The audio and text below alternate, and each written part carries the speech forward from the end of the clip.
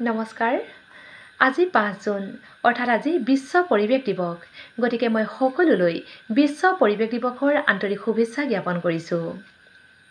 এই ৫ জুন তাৰিখটোত কেতিয়াৰ পৰা আৰু কিয় বিশ্ব পৰিৱেশ দিৱস হিচাপে পালন কৰি অহা হৈছে সেই সম্পৰ্কে মই দুআষাৰ ক'ব বিচাৰিছোঁ এই ভিডিঅ'টোৰ যোগেদি। 1972 চনৰ ৫ জুনৰ পৰা ছুইডেনৰ ৰাজধানী ষ্টকহোমত ৰাষ্ট্ৰসংঘ মানৱ পৰিৱেশ শীৰ্ষক এক বিশেষ সন্মিলন অনুষ্ঠিত কৰা হৈছিল। এই সন্মিলনৰ আৰম্ভণিৰ দিনটোত বিশ্ব পৰিৱেশ দিৱস পালনৰ সিদ্ধান্ত গ্ৰহণ কৰা হয়। এই কাৰণেই সিদ্ধান্ত গ্ৰহণ কৰা হৈছিল কাৰণ আমাৰ পৃথিৱীখনত গোলকীয় তাপমাত্ৰা বৃদ্ধিকে ধৰি নানা সমস্যাৰে ভাৰাক্ৰান্ত হৈ পৰিছে। জনসংখ্যা বিস্ফোৰণ, অবাধ বন ধ্বংস, দ্ৰুত উদ্যোগীকৰণ আদি বিভিন্ন কাৰকৰ বাবে সমগ্ৰ বিশ্বতে প্ৰাকৃতিক ভাৰসাম্যতাক লৈ সংকটৰ সৃষ্টি হৈছে। পৃথিৱীৰ ভৱিষ্যতৰ বাবে এক বাসোপযোগী পৰিৱেশ গঢ়ি ৰখাটো তীব্ৰ প্ৰত্যাহ্বানজনক হৈ পৰিছে।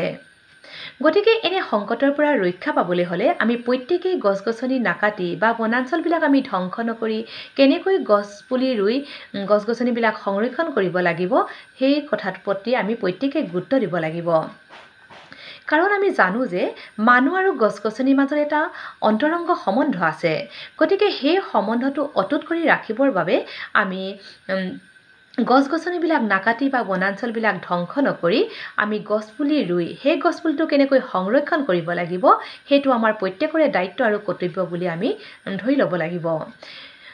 আৰু চৰকাৰেও গছ-গছনিবিলাক নাকাটি বা বনাঞ্চলবিলাক ধ্বংস নকৰি কেনেকৈ গছ-গছনি সংৰক্ষণ কৰিব লাগে তাৰ বাবে কেইবাটাও আন্দোলন গঢ়ি তুলিছিল। তাৰ ভিতৰত আমি ক'ব পাৰোঁ নীৰৱ উপত্যকা আন্দোলন, চিপকো আন্দোলন, এপ্ৰিকো আন্দোলন, তাৰপিছত নৰ্মদা বাচাও আন্দোলন। ভাৰতবৰ্ষত গছ কটাৰ বিপক্ষে প্ৰথমটো আন্দোলন গঢ়ি তোলা হৈছিল 1931 চনত। যোধপুৰৰ পৰা 25 কিলোমিটাৰ আঁতৰত খেজিৰিলীয়া নামৰ এখন গাঁৱত অমৃতা দেৱী নামৰ এগৰাকী বিষ্ণু সম্প্ৰদায়ৰ মহিলাই গছ কটাৰ বিপক্ষে প্ৰথম প্ৰতিবাদ জনাইছিল।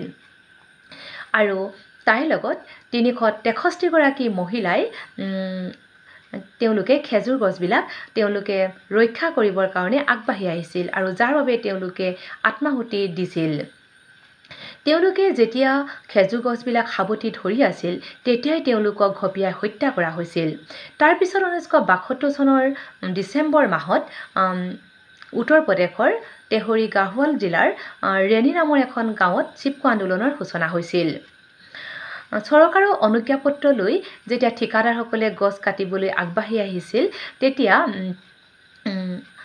গৌৰী দেৱী নামৰ এগৰাকী মহিলাই প্ৰথম প্ৰতিবাদ জনাইছিল আৰু তাইৰ লগত 27 গৰাকী মহিলাই আহি তেওঁলোকে গছ-গছনিবিলাক সাৱটি ধৰি প্ৰতিবাদ জনাইছিল। আৰু গৌৰী দেৱী ইমানেই সাহসীয়াল এগৰাকী মহিলা আছিল যে তেওঁ ঠিকাদাৰসকলক কৈছিল যে প্ৰথমতে মোক কাটা তাৰপিছতহে তোমালোকে গছ কাটিবা। আৰু তাৰপিছত এনেকৈ 12খন গাঁৱৰ মহিলাই লগ লাগি আহি প্ৰতিবাদ কৰিছিল যাৰ বাবে পিছত ঠিকাদাৰসকলে গছ কটাৰ পৰা তেওঁলোকে ঘূৰি যাব লগা হৈছিল।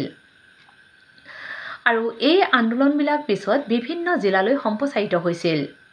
এনেদৰে মহিলাসকলে গছ কটাৰ বিপক্ষে তেওঁলোকে প্ৰতিবাদ কৰিছিল আৰু প্ৰতিবাদ কৰাৰ বাবে আনকি তেওঁলোকে পুলিচৰ গুলী চালনালৈও ভয় নকৰাৰ বাবে তেওঁলোকে গ্ৰেপ্তাৰ হ'ব লগা হৈছিল।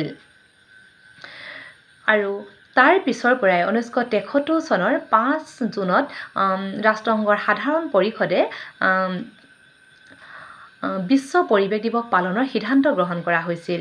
আৰু প্ৰাকৃতিক সংৰক্ষণৰ বাবে চৰকাৰী বেচৰকাৰী পক্ষ বা সৰ্বস্তৰৰ ৰাজ্যৰ সঁহাৰি আৰু সজাগৰ বাবেহে চৰকাৰে এনেকুৱা এটা সিদ্ধান্ত গ্ৰহণ কৰাটো সম্ভৱ হৈ পৰিছিল।